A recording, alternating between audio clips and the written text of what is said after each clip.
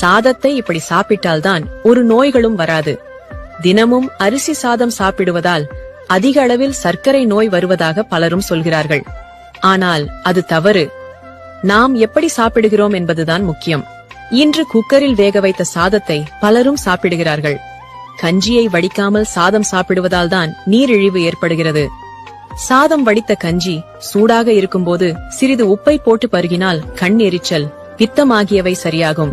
ஆனால் கஞ்சியை ஆறிப்போய் குடித்தால் வாயுவை ஏற்படுத்தும். சாதம் உலையில் கொதிக்கும் போதே கஞ்சியை எடுத்து பருகினால் நீர்க்கடுப்பை நீக்கும். கொதிக்க கொதிக்க சாதத்தை சாப்பிடக்கூடாது. சாதத்தை மிதமான சூட்டிலேயே சாப்பிட வேண்டும்.